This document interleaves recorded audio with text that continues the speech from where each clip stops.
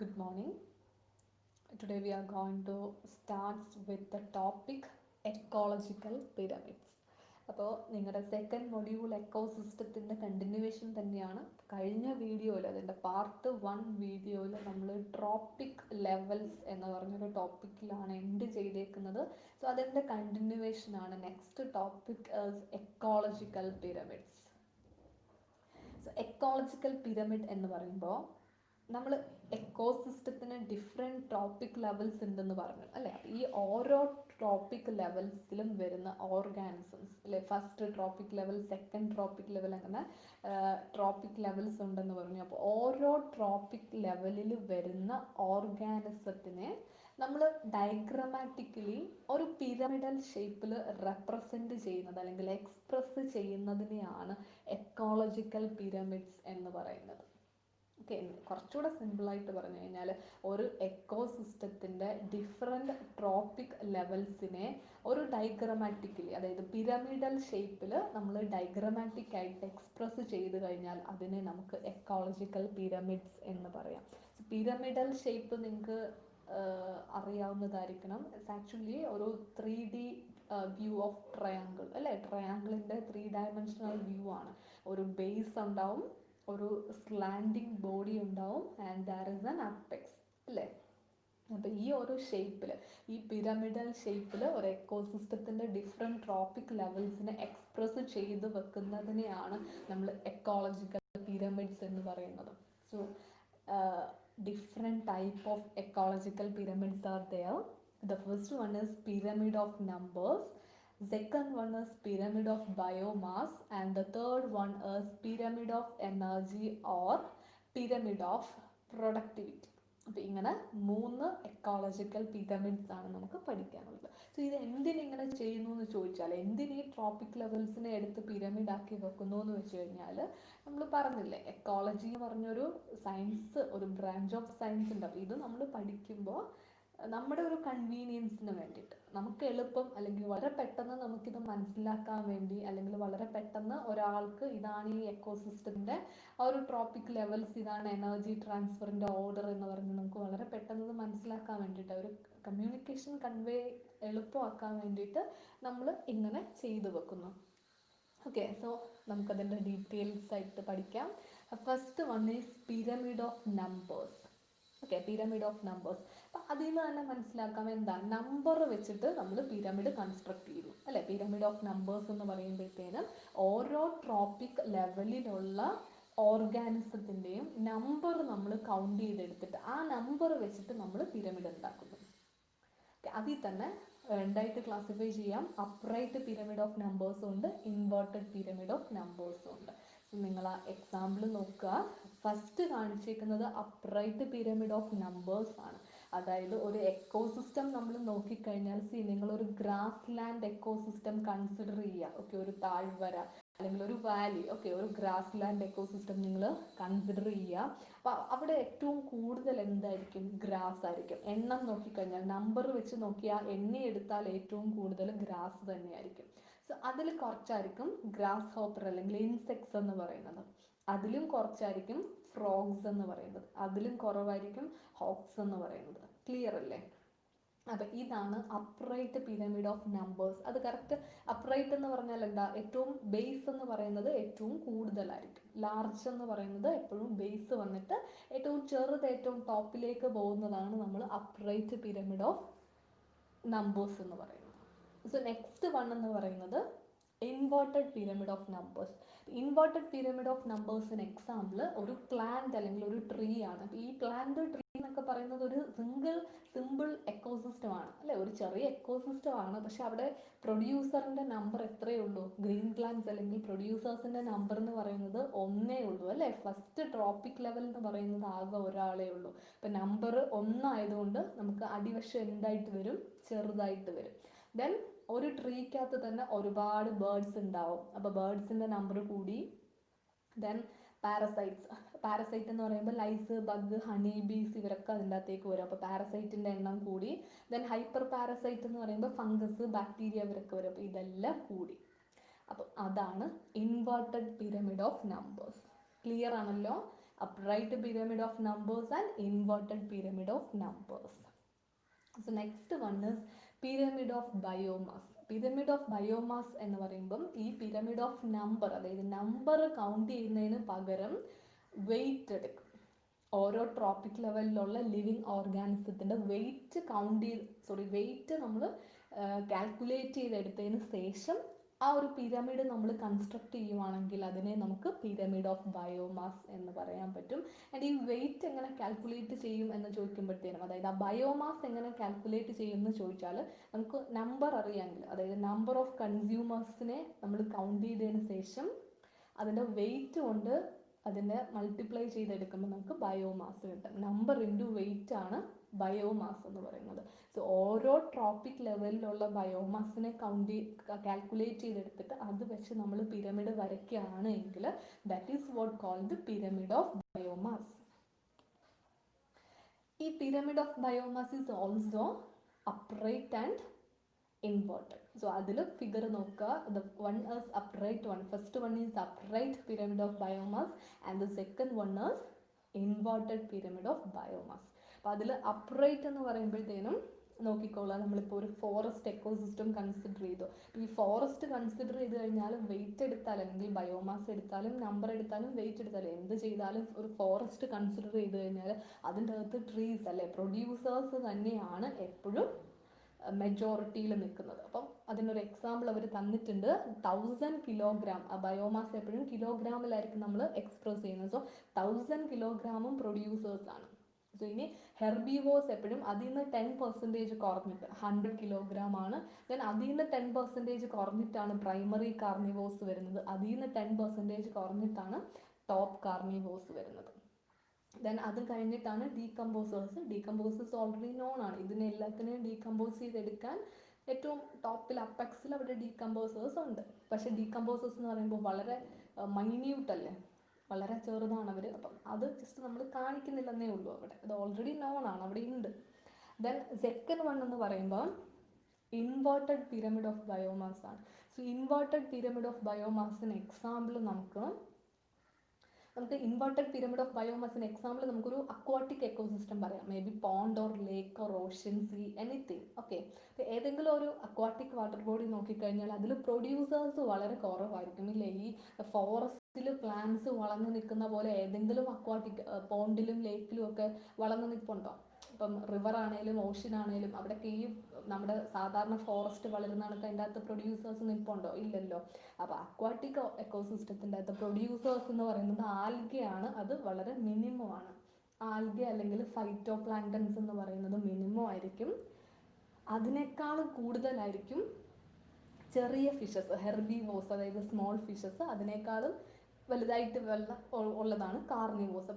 തിരിച്ചു പോകും, അതായത് ഇൻവേർട്ടഡ് ആയിട്ട് പോകും. പ്രൊഡ്യൂസേഴ്സിനേക്കാളും എണ്ണം കൂടുതൽ ഹെർബിവോസിനായിരിക്കും, അതിനേക്കാളും എണ്ണം കൂടുതലായിരിക്കും കാർണിവോസിന്. ഓക്കെ, ഇതാണ് പിരമിഡ് ഓഫ് ബയോമാസിൽ തന്നെ അപ്രൈറ്റും ഇൻവേർട്ടഡും. പിരമിഡ് ഓഫ് ബയോമാസിൽ അപ്രൈറ്റിന് എക്സാമ്പിൾ ആണ് ഫോറസ്റ്റ് എക്കോസിസ്റ്റം, ഇൻവേർട്ടിന് എക്സാമ്പിൾ അക്വാട്ടിക് എക്കോസിസ്റ്റം ആണ്. The next one is pyramid of energy. അതായത് ഓരോ ട്രോപ്പിക് ലെവലിലും കിട്ടുന്ന എനർജിയുടെ എമൗണ്ട് വെച്ചിട്ട് നമ്മൾ പിരമിഡ് കൺസ്ട്രക്ട് ചെയ്യുവാണെങ്കിൽ നമുക്ക് കിട്ടുന്നതാണ് പിരമിഡ് ഓഫ് എനർജി എന്ന് പറയുന്നത്. ഈ പിരമിഡ് ഓഫ് എനർജി എപ്പോഴും അപ്രൈറ്റ് ആയിരിക്കും. അതൊരിക്കലും ഇൻവേർട്ടഡ് ആയിട്ട് വരത്തില്ല. ബിക്കോസ് എന്താ റീസൺ? അത് നിങ്ങൾക്ക് ഒരു ക്വസ്റ്റ്യൻ ആണ്. എന്തുകൊണ്ടാണ് pyramid of energy always upright ആയിട്ടിരിക്കുന്നത്? ഒരിക്കലും നമുക്ക് ഇൻവേർട്ടഡ് ആയിട്ടുള്ള പിരമിഡ് ഓഫ് എനർജി കാണാൻ പറ്റില്ല. ബിക്കോസ് സോളാർ എനർജീനെ അബ്സോർബ് ചെയ്യാൻ പറ്റുന്ന ഒരേ ഒരു ലിവിങ് ഓർഗാനിസം എന്ന് പറയുന്നത് ഗ്രീൻ പ്ലാന്റ്സ് ആണ് അല്ലേ, പ്രൊഡ്യൂസേഴ്സ് ആണ്. അപ്പോൾ എനർജി എപ്പോഴും കൂടുതൽ പ്രൊഡ്യൂസേഴ്സിന് തന്നെയായിരിക്കും. ഈ പ്രൊഡ്യൂസേഴ്സിന് കിട്ടുന്ന എനർജിന്ന് അതിൻ്റെ ബാക്കിയല്ലേ, ആ പ്രൊഡ്യൂസേഴ്സ് വളരാൻ എടുത്തിട്ട് ബാക്കി മാത്രമാണ് നമ്മൾ കൺസ്യൂം ചെയ്തെടുക്കുന്നത്. അപ്പോൾ എനർജി എപ്പോഴും കൂടുതൽ പ്രൊഡ്യൂസേഴ്സിന് തന്നെയായിരിക്കും. പിന്നെ അതിൽ നിന്ന് കുറച്ചാണ് കൺസ്യൂമേഴ്സിനും ഡീകമ്പോസേഴ്സിനും എല്ലാം കിട്ടുന്നത്. സോ അതിൻ്റെ ആ ഒരു ഡയഗ്രമാറ്റിക് റെപ്രസെൻറ്റേഷൻ നോക്കുക. അതിൻ്റെ ബേസ് കണ്ടോ? ഈ ഒരു പിരമിഡിൻ്റെ ബേസ് എന്ന് പറയുന്നത് വലുതാണ്. ബിക്കോസ് ആ പ്രൊഡ്യൂസേഴ്സ് സണ്ണിൽ നിന്ന് അബ്സോർബ് ചെയ്യുന്നത് അത്ര അത്രയും ലാർജ് എമൗണ്ട് ഓഫ് എനർജിയാണ്. ഇപ്പോൾ കിലോ കാലറീസിലാണ് എനർജി പറഞ്ഞേക്കുന്നത്. അപ്പോൾ പ്രൊഡ്യൂസേഴ്സ് എന്ന് പറയുന്നത് 10,000 കിലോ കാലറീസ് ഓഫ് എനർജിയാണ് സണ്ണിൽ നിന്ന് അബ്സോർബ് ചെയ്തെടുക്കുന്നത്. സോ ആ എനർജിക്കകത്തുനിന്ന് വെറും 1000 കിലോ കാലറീസ് മാത്രമാണ് പ്രൈമറി കൺസ്യൂമേഴ്സിന് കിട്ടുന്നത്. അതിൽ നിന്ന് 100 കിലോ കാലറീസ് മാത്രമാണ് സെക്കൻഡറി കൺസ്യൂമേഴ്സിന് കിട്ടുന്നത്. അവിടുന്ന് 10 കിലോ കാലറീസ് മാത്രമാണ് ടെർഷറി കൺസ്യൂമേഴ്സിന് കിട്ടുന്നത്. അങ്ങനെ ഏറ്റവും ക്വാർട്ടർണറി കൺസ്യൂമർ ഉണ്ടെങ്കിൽ വീണ്ടും 1 kilo calories, then 0.1 goes to the decomposers. ഇതിങ്ങനെ പോയിക്കൊണ്ടേയിരിക്കും. അപ്പം ഇത്രയും ക്ലിയർ ആണല്ലോ. Then next topic is ecological succession. Actually it's an interesting topic. Okay, the ecological succession എന്ന് പറയുമ്പോഴത്തേനും is the process of orderly change in the structure of an ecosystem. ഒരു എക്കോസിസ്റ്റത്തിൻ്റെ സ്ട്രക്ചറിൻ്റെ അകത്ത് അല്ലെങ്കിൽ ഒരു എക്കോസിസ്റ്റത്തിൻ്റെ അകത്ത് നടക്കുന്ന ഓർഡർലി ചേഞ്ച്, അതായത് ഓർഡർ മീൻസ് ഒരു ടൈം പീരീഡ് വെച്ചിട്ട് അല്ലേ, 1 വർഷം 2 വർഷം 3 വർഷം അങ്ങനെ ഓരോ ടൈം പീരീഡ് കഴിയുമ്പോൾ നടക്കുന്ന ആ ഒരു ചേഞ്ച്, അതാണ് ഓർഡർലി ചേഞ്ച് എന്ന് പറയുന്നത്. ആ ഒരു പ്രോസസ്സിനെയാണ് നമ്മൾ എക്കോളജിക്കൽ സക്സഷൻ എന്ന് പറയുന്നത്.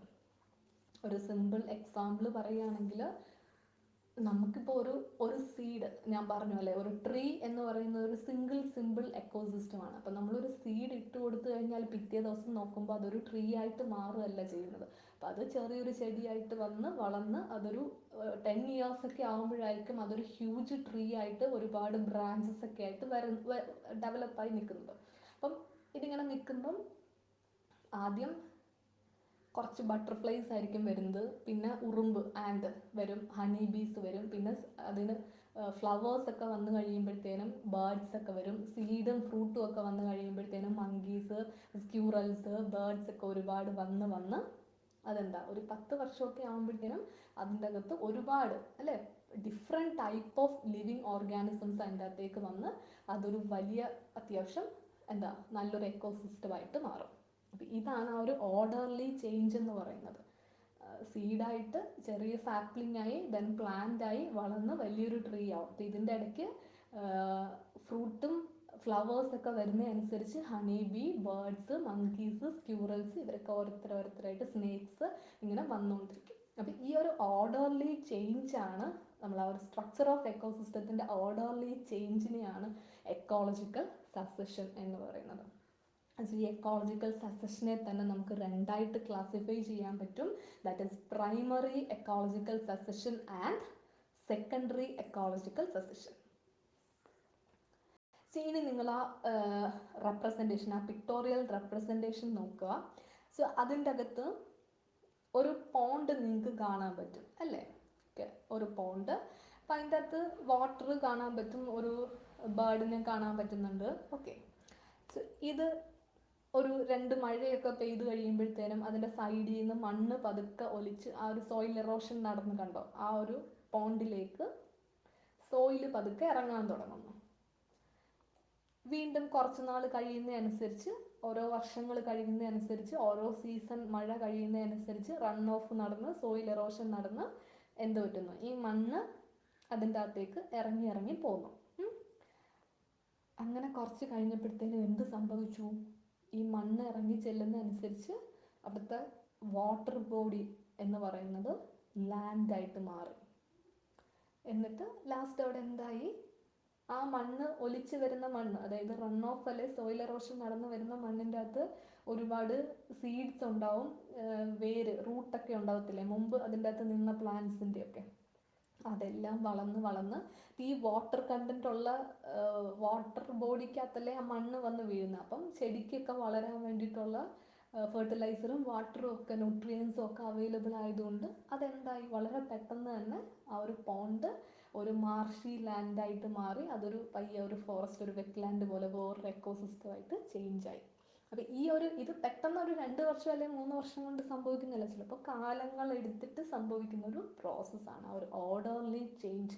ഇതാണ് എക്കോളജിക്കൽ സക്സഷൻ എന്ന് പറയുന്നത്.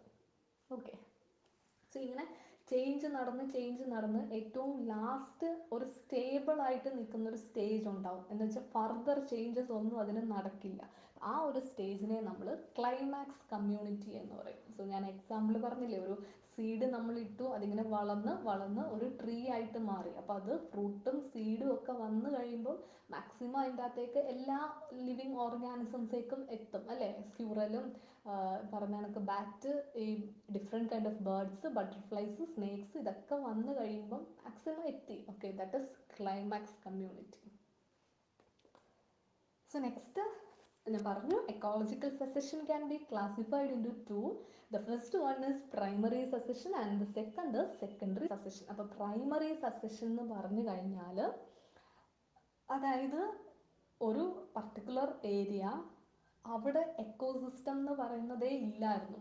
ഒരു എക്കോസിസ്റ്റവും ഇല്ലായിരുന്നു, ഒരു ലിവിങ് ഓർഗാനിസവും അവിടെ ഇല്ലായിരുന്നു. അങ്ങനെ ഒരു പ്ലേസ് ഓർഡർലി ചേഞ്ചസ് വന്നു, മഴയും വെയിലും വെതറിങ് ഓഫ് റോക്സും ഒക്കെ സംഭവിച്ച് അവിടെ ഒരു പുതിയ എക്കോസിസ്റ്റം ജനറേറ്റ് ചെയ്ത് വരികയാണെങ്കിൽ, ഡെവലപ്പ് ചെയ്ത് വരികയാണെങ്കിൽ അതിനെ നമുക്ക് പ്രൈമറി സക്സഷൻ എന്ന് പറയാൻ പറ്റും. ഓക്കെ, അതായത് ഇപ്പം ഒരു ലാൻഡ് സ്ലൈഡ് ഉണ്ടായി, അല്ലെങ്കിൽ ഒരു വോൾക്കാനിക് എറപ്ഷൻ ഒക്കെ നടന്നിട്ട് ഒരു റോക്ക് സർഫസ് കിടക്കുന്നു. ഓക്കെ, നിങ്ങൾ ആ ഫിഗർ നോക്കുക. അപ്പോൾ ആ റോക്ക് സർഫസ് നോക്കിക്കഴിഞ്ഞാൽ ഇറ്റ്സ് എ ബാരൻ, കംപ്ലീറ്റ്ലി ഒരു ബാരൻ ലാൻഡ് ആണ് അല്ലേ. അപ്പം അതിൻ്റെ അകത്ത് ഒരു ലിവിങ് ഓർഗാനിസംസും ഇല്ല. പക്ഷെ കുറച്ച് വെയിലും മഴയും ഒക്കെ കഴിഞ്ഞ് ആ വെതറിങ് ഓഫ് റോക്സ് ഒക്കെ നടന്ന് ഇപ്പോൾ ബേർഡ്സിൻ്റെ കയ്യിൽ നിന്ന് സീഡ്സ് ഒക്കെ വീണ് മോയ്സ്ചർ കണ്ടക്ട് അബ്സോർബ് ചെയ്തിട്ട് പ്ലാന്റ്സ് ചെറുതായിട്ട് വളർന്നു തുടങ്ങി. വീണ്ടും കാലങ്ങൾ കഴിഞ്ഞു, മഴയൊക്കെ വന്നത് പെയ്ത് വീണ്ടും അത് കുറച്ചുകൂടെ വളർന്ന് വളർന്ന് അവസാനം കണ്ടോ ആ ഒരു ചേഞ്ച് കണ്ടോ, ചെറിയ ചെറിയ ഓർഗാനിസംസ് ഒക്കെ വന്ന് അത് ലേറ്റർ ഒരു ഫോറസ്റ്റ് ആയിട്ട് മാറും. ആ ഒരു ചേഞ്ച്, അതായത് ഒരു ബാരൻ ആയിട്ട് കിടന്നൊരു ലാൻഡ് അല്ലെങ്കിൽ ഒരു റോക്ക് സർഫസ്, അവിടെ എക്കോസിസ്റ്റം എന്ന് പറയുന്നത് ഒന്നുമേ ഇല്ലായിരുന്നു. ഒരു ലിവിങ് ഓർഗാനിസം അവിടെ ഇല്ലായിരുന്നു. അപ്പം അങ്ങനെ കിടക്കുന്ന ഒരു സർഫസ്, ഒരു പ്ലേസ് ഓർഡർലി ചേഞ്ച് സംഭവിച്ച് ഒരു പുതിയ എക്കോസിസ്റ്റം, ഗ്രാസ് ലാൻഡ് അല്ലെങ്കിൽ ഫോറസ്റ്റ് എക്കോസിസ്റ്റം, ഒരു എക്കോസിസ്റ്റം ആയിട്ട് കൺവേർട്ട് ചെയ്യുകയാണെങ്കിൽ അതിനെ നമുക്ക് പ്രൈമറി സക്സഷൻ എന്ന് പറയാം. സെക്കൻഡറി സക്സഷൻ എന്ന് പറഞ്ഞു കഴിഞ്ഞാൽ ഓൾറെഡി ഒരു എക്കോസിസ്റ്റം ഉണ്ടായിരുന്നു, നമ്മൾ നേരത്തെ പറഞ്ഞ പോലെ. ഓക്കെ, പോണ്ട് എന്ന് പറഞ്ഞ ഒരു എക്കോസിസ്റ്റം അവിടെ ഓൾറെഡി ഉണ്ടായിരുന്നു. അത് ഒന്നെങ്കിൽ ബൈ മീൻസ് ഓഫ് നേച്ചർ, പ്രകൃതിപരമായിട്ട്, അല്ലെങ്കിൽ ഹ്യൂമൻ ബീങ്സ്, ഏതെങ്കിലും ഒരു റീസൺ കൊണ്ട് ആ ഫസ്റ്റ് ഓൾറെഡി എക്സിസ്റ്റ് ചെയ്ത എക്കോസിസ്റ്റം നശിച്ചു പോയിട്ട് അവിടെ പുതിയൊരു എക്കോസിസ്റ്റം ഡെവലപ്പായി വരികയാണെങ്കിൽ അതിനെയാണ് നമ്മൾ സെക്കൻഡറി സക്സഷൻ എന്ന് പറയുന്നത്.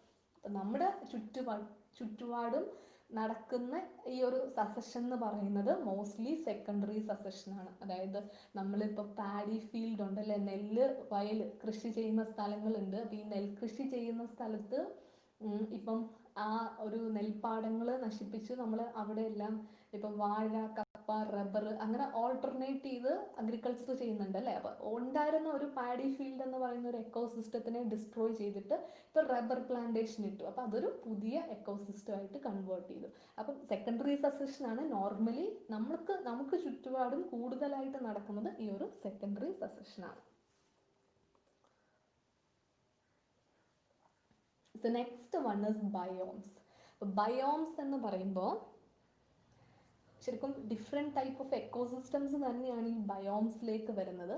പക്ഷേ areas with similar climate, geography and other conditions as well as similar plants, animals and other living things. ഒരേ പോലത്തെ ക്ലൈമറ്റ്, ഒരേ ജിയോഗ്രഫി, ടോപ്പോഗ്രഫി, ഒരേ കൈൻഡ് ഓഫ് പ്ലാന്റ്സ്, ഒരേ ടൈപ്പ് ഓഫ് അനിമൽസ്, ഇങ്ങനെ ഉള്ളൊരു ലാർജ് ഏരിയാസിനെയാണ് നമുക്ക് ബയോംസ് എന്ന് പറയാൻ പറ്റുന്നത്. അല്ലെങ്കിൽ തന്നെ നമുക്ക് വേറൊരു ഡെഫിനേഷൻ പറയാം, എന്താ, biomes are large regions of the world, അല്ലെങ്കിൽ they are actually large ecosystems ആണ്. ലാർജ് എക്കോസിസ്റ്റംസിനെ തന്നെയാണ് നമുക്ക് ബയോംസ് എന്ന് പറയാൻ പറ്റുന്നത്. സോ അതിൽ നോക്കിക്കേ, and majorly 4 type of biomes are there. The first one is aquatic biomes, and the second one is forest biomes, and the third one is desert biomes, and the fourth one is grassland biomes. Okay, ഇങ്ങനെ 4 type biomes ആണ് നമുക്കിടയിൽ ഉള്ളത്. Okay, നമുക്ക് world compare ചെയ്ത് നോക്കുമ്പോൾ majorly 4 type of biomes ആണ്. അപ്പം ഈ ബയോംസിനെ കുറിച്ച് നമുക്ക് ഡീറ്റെയിൽ ആയിട്ട് പഠിക്കാനുണ്ട്. അതായത് ഓരോ ബയോംസും എന്താണ്, ഇതെല്ലാം തന്നെ എക്കോസിസ്റ്റംസ് ആണ്. ഈ ബയോംസ് എന്ന് പറയുന്നത് തന്നെ it's A kind of ecosystems. ഇപ്പം ഇത് എന്താണ് ഡെഫിനിഷൻ, സോ ഇതിൻ്റെ ഫങ്ഷൻ, ഇതിൻ്റെ സ്ട്രക്ചർ, ഇതൊക്കെയാണ് നമുക്ക് ഇനി ഡീറ്റെയിൽ ആയിട്ട് പഠിക്കാനുള്ളത്. So first one is forest ecosystem അല്ലെങ്കിൽ ഫോറസ്റ്റ് ബയോംസ്. അപ്പോൾ എന്താണ് ഫോറസ്റ്റ് എന്ന് നിങ്ങൾക്ക് തന്നെ അറിയാം അല്ലേ? പ്ലാന്റ്സും ട്രീസും അല്ലെ ഗ്രീൻ പ്ലാന്റ്സ് അല്ലെങ്കിൽ പ്രൊഡ്യൂസേഴ്സിൻ്റെ വൈഡ് വെറൈറ്റീസും അനിമൽസും ഉള്ള ഒരു കമ്മ്യൂണിറ്റി, ആ ഒരു പ്ലേസിനെയാണ് നമ്മൾ ഫോറസ്റ്റ് എന്ന് പറയുന്നത്. ഇപ്പോൾ ഹ്യൂമൻ ബീങ്സിൻ്റെ ഒരു പ്രസൻസ് വലുതായിട്ട് ഉണ്ടാകത്തില്ല അല്ലേ, ഹ്യൂമൻ ബീങ്സ് താമസിക്കാത്ത സ്ഥലങ്ങളാണ്. പക്ഷേ എങ്കിലും ചെറിയ ഫോറസ്റ്റുകളിലൊക്കെ ട്രൈബ്സ് എന്ന് പറഞ്ഞ് കുറച്ച് അല്ലേ വനത്തിനുള്ളിൽ താമസിക്കുന്ന ആൾക്കാരുണ്ട്. പക്ഷേ എങ്കിലും ഡെൻസ് ഫോറസ്റ്റുകളിലേക്ക് ചെല്ലുമ്പം അവിടെ ഹ്യൂമൻ ബീങ്സിൻ്റെ ആബ്സെൻസ് ആയിരിക്കും, അവിടെ വൈൽഡ് അനിമൽസ് മാത്രമായിരിക്കും ഉള്ളത്. അതിൽ തന്നെ നമുക്ക് ഓരോ ഫോറസ്റ്റിലും വളരുന്ന ട്രീസിൻ്റെ പ്രത്യേകത വെച്ചിട്ട്, അല്ലെങ്കിൽ ഓരോ പ്രദേശത്തുള്ള ഫോറസ്റ്റിനെ വെച്ചിട്ട്, ആ ഒരു ടോപ്പോഗ്രഫിയും നേച്ചറൊക്കെ വെച്ചിട്ട്, എബയോട്ടിക് ഫാക്ടേഴ്സിനെയൊക്കെ വെച്ചിട്ട് നമുക്ക് ഫോറസ്റ്റിനെ കുറച്ചായിട്ട് ഡിവൈഡ് ചെയ്തെടുക്കാൻ പറ്റും. Different type of forest biomes are there. So അതിൽ ഫസ്റ്റ് വൺ നോക്കിക്കേ, എബയോട്ടിക് ഫാക്ടേഴ്സിനെ വെച്ചിട്ട് നമുക്ക് ക്ലാസിഫൈ ചെയ്തെടുക്കാൻ പറ്റും coniferous forest and broad leaved forest. Okay, coniferous and broad leaved forest. Then അടുത്തൊരു ക്ലാസിഫിക്കേഷൻ എന്ന് പറയുമ്പോഴത്തേനും ടൈപ്പ് ഓഫ് ട്രീസ് വെച്ചിട്ട്, ഓരോ ട്രീയുടെ പ്രത്യേകത, ഓരോ സ്ഥലത്ത് വളരുന്ന ട്രീസിൻ്റെ പ്രത്യേകത വെച്ചിട്ട് നമുക്ക് 4 type of forest ecosystems are there. First one is evergreen forest ecosystem, the second one is deciduous forest ecosystem, and third one is mangrove forest ecosystem, and fourth one is thorn forest. Okay, in total നമുക്ക് 6 type of forest ഉണ്ട്. Coniferous, broad leaf, evergreen, deciduous, mangrove, thorn. 6 category നമുക്ക് അറിയാം. ഇനി നിങ്ങൾക്ക് ഓരോ forest എക്കോസിസ്റ്റത്തിൻ്റെയും features just ഒന്ന് പരിചയപ്പെടുത്തി തരാം. സോ ഇത് ഇതുപോലെ തന്നെ പഠിച്ചു വെക്കുക. അപ്പം നമ്മൾ first one is coniferous forest ആണ്.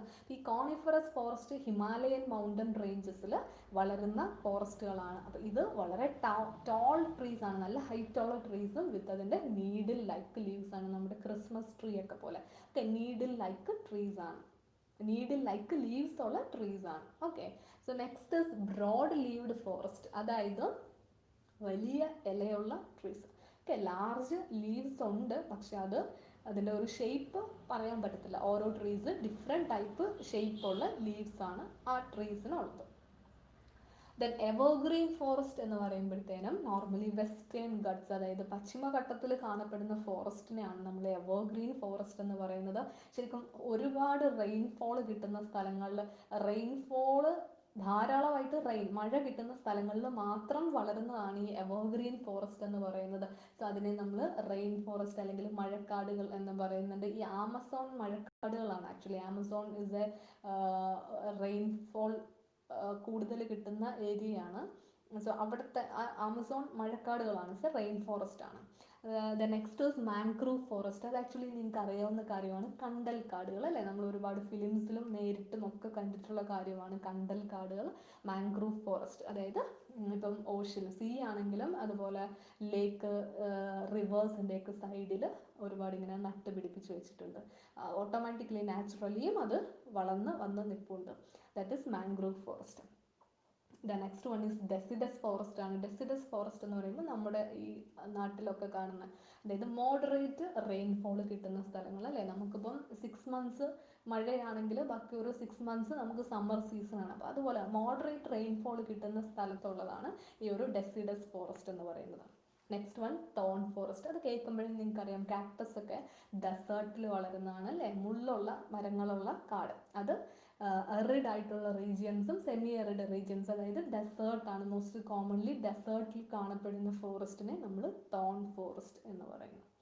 Then next structure of forest ecosystem. Forest എക്കോസിസ്റ്റത്തിൻ്റെ സ്ട്രക്ചറാണ്. സോ നമുക്ക് എക്കോസിസ്റ്റത്തിൻ്റെ സ്ട്രക്ചർ എന്ന് പറയുമ്പോൾ എന്താണ്, എക്കോസിസ്റ്റത്തിൻ്റെ സ്ട്രക്ചർ എന്ന് പറയുമ്പോഴത്തേനും എന്താ ക്ലാസിഫൈഡ് ഇൻറ്റു 2 അല്ലേ, ബയോട്ടിക് കമ്പോണൻ്റ് എന്നും എബയോട്ടിക് കമ്പോണൻ്റ് എന്നുമാണ്. അപ്പോൾ എബയോട്ടിക് കമ്പോണന്റ് എന്താണെന്ന് ചോദിച്ചാൽ ഇപ്പോൾ സ്ട്രക്ചർ ഓഫ് ഫോറസ്റ്റ് എക്കോസിസ്റ്റം ഒരു ക്വസ്റ്റ്യൻ നിങ്ങൾക്ക് കിട്ടിക്കഴിഞ്ഞാൽ എബയോട്ടിക് ഫാക്ടേഴ്സും ഉണ്ട് ബയോട്ടിക് ഫാക്ടേഴ്സും ഉണ്ടെന്ന് എഴുതുക. അതിൽ എബയോട്ടിക് ഫാക്ടേഴ്സ് എന്ന് പറയുമ്പം സൺലൈറ്റ്, വാട്ടർ, സോയിൽ, മിനറൽസ് ഇതെല്ലാം എബയോട്ടിക് ഫാക്ടേഴ്സിലേക്ക് വരും. ആൻഡ് ബയോട്ടിക് ഫാക്ടേഴ്സ് അല്ലെങ്കിൽ ലിവിങ് ഓർഗാനിസംസ് എന്താണെന്ന് ചോദിക്കുമ്പം അവിടെ പ്രൊഡ്യൂസേഴ്സും കൺസ്യൂമേഴ്സും ഡീകമ്പോസേഴ്സും ഉണ്ട്. അപ്പോൾ അതിൽ തന്നെ നമ്മൾ 6 കാറ്റഗറി അല്ലെ 6 വെറൈറ്റി ഓഫ് ഫോറസ്റ്റ് ഉണ്ടെന്ന് പറഞ്ഞു. അപ്പോൾ ഓരോ ഫോറസ്റ്റിലും ഓരോ ടൈപ്പ് ട്രീസ് ആണ് കൂടുതലായിട്ട് കാണപ്പെടുന്നത്. അതുപോലെ അവിടെ കാണപ്പെടുന്ന കൺസ്യൂമേഴ്സിലും വ്യത്യാസം വരുന്നുണ്ട്. അപ്പം ആ പ്രൊഡ്യൂസേഴ്സും കൺസ്യൂമേഴ്സ്, ഡീകമ്പോസേഴ്സ് പിന്നെ എപ്പോഴും മൈക്രോ ഓർഗാനിസംസ് തന്നെയായിരിക്കും. ബാക്ടീരിയ അല്ലെങ്കിൽ സാപ്രോഫൈറ്റ്, ഫംഗസ് ഇവരൊക്കെ ആയിരിക്കും ഡീകമ്പോസേഴ്സ് ആയിട്ട് എപ്പോഴും ആക്ട് ചെയ്യുന്നത്. അപ്പോൾ നിങ്ങൾ ആ ടേബിൾ നന്നായിട്ട് പഠിച്ചു നോക്കുക. ഇപ്പോൾ പ്രൊഡ്യൂസേഴ്സും കൺസ്യൂമേഴ്സും പഠിക്കുക. അതായത് ഇപ്പം കോണിഫറസ് ഫോറസ്റ്റ് ആണെങ്കിൽ pine, deodar, then broad leaved forest ആണെങ്കിൽ maple, oak, then evergreen forest ആണെങ്കിൽ ജാർണം, ഫൈക്കസ്, ദെൻ മാംഗ്രൂവ് ഫോറസ്റ്റ് ആണെങ്കിൽ അബിസീനിയ, ദെൻ ഡെസിഡസ് ഫോറസ്റ്റ് ആണെങ്കിൽ തേക്ക്, എയിൻസാൽ, ദെൻ ടോൺ ഫോറസ്റ്റ് ആണെങ്കിൽ ബബൂൽ, ബെർണിയം. സോ ഇതൊക്കെ ജസ്റ്റ് ഒന്ന് ബൈഫർട്ട് ചെയ്ത് വെക്കുക. ദെൻ ഓരോ ഫോറസ്റ്റിലും കാണപ്പെടുന്ന കൺസ്യൂമേഴ്സിനെ ഒന്ന് വായിച്ചു വെക്കുക. Then decomposers.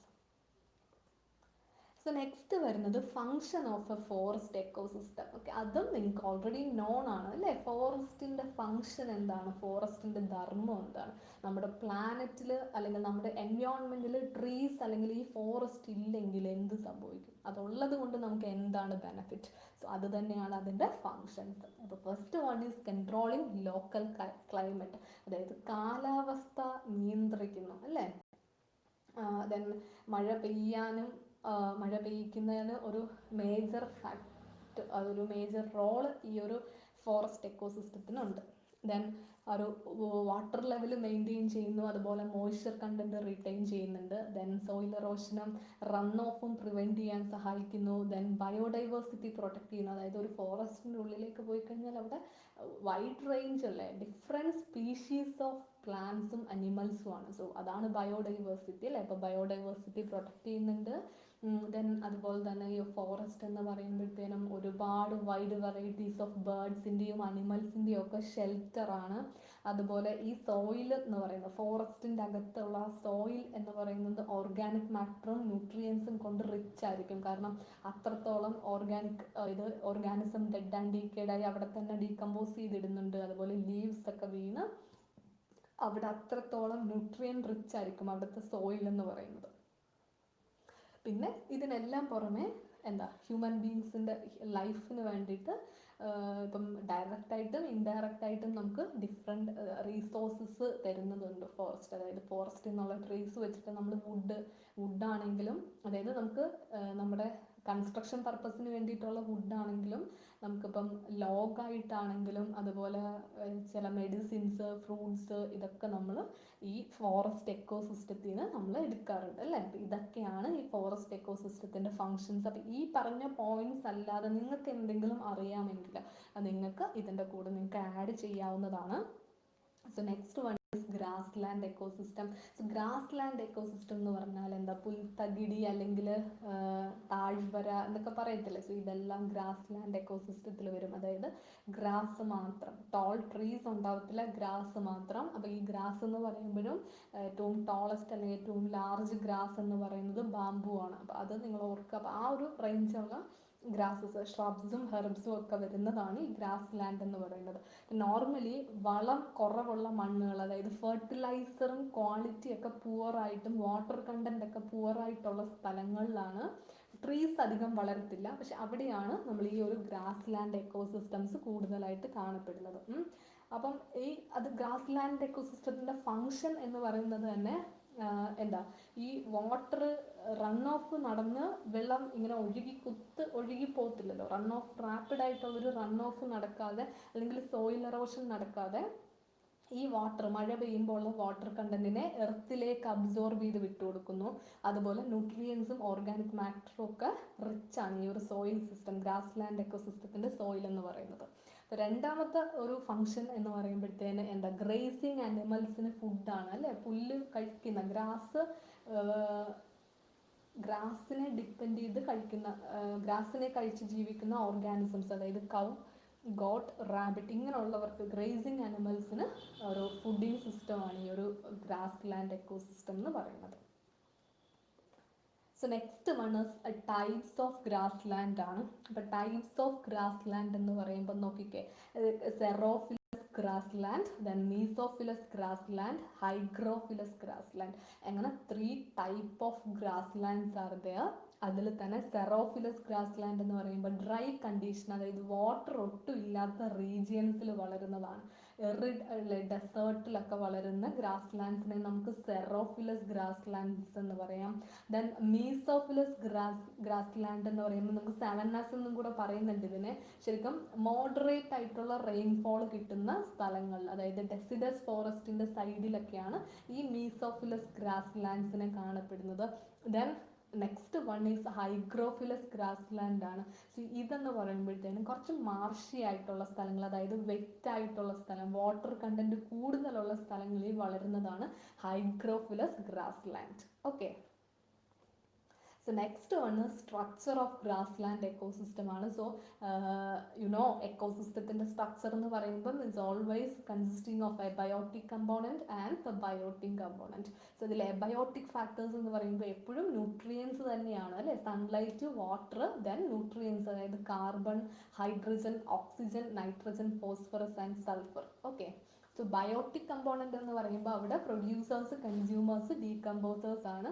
സോ ഒരു ഗ്രാസ് ലാൻഡ് എക്കോസിസ്റ്റത്തിൽ പ്രൊഡ്യൂസേഴ്സ് ആരൊക്കെയാണെന്നും പ്രൈമറി കൺസ്യൂമേഴ്സും secondary consumers, tertiary consumers and decomposers correct table നോക്കി നിങ്ങൾ വായിച്ചു വെക്കുക. ഓക്കെ, സോ നെക്സ്റ്റ് വൺ ആ ഗ്രാസ് ലാൻഡ് എക്കോസിസ്റ്റത്തിന്റെ ഒരു ചെറിയൊരു ഇമേജ് നിങ്ങൾക്ക് ജസ്റ്റ് ഒന്ന് കാണിക്കാൻ വേണ്ടി വെച്ചിട്ടുണ്ട്. That is grassland ecosystem.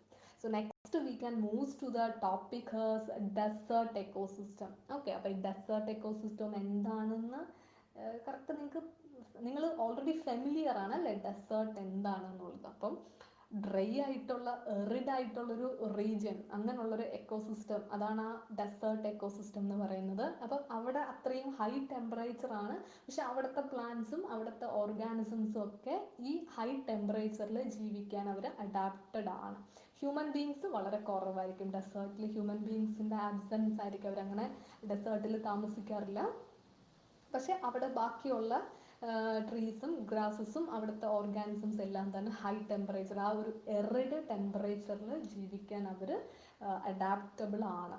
Okay, so next എന്ന് പറയുമ്പം ഒരു ഡെസേർട്ട് എക്കോസിസ്റ്റത്തിൻ്റെ ഫീച്ചേഴ്സ് ആണ്. അതെന്ന് പറയുന്നത് first is high wind velocity. അതായത് നമ്മുടെ നാട്ടിൽ ഇപ്പം വിൻഡ് വരികയാണെങ്കിൽ ആ വിൻഡിനെ തടഞ്ഞു നിർത്താൻ ഇവിടെ ട്രീസ് ഉണ്ട്, മൗണ്ടൻസ് ഉണ്ട്, ഹിൽസ് ഒക്കെ ഉണ്ട് അല്ലേ. പക്ഷേ ഇപ്പോൾ ഡെസേർട്ടിലേക്ക് ചെല്ലുമ്പോഴത്തേനും അവിടെ ഈ ട്രീസിൻ്റെ ആബ്സെൻസ് അല്ലെ ഫോറസ്റ്റിൻ്റെ ആബ്സെൻസ് ഉള്ളതുകൊണ്ട് ഹൈ വിൻഡ് വെലോസിറ്റി ആയിരിക്കും.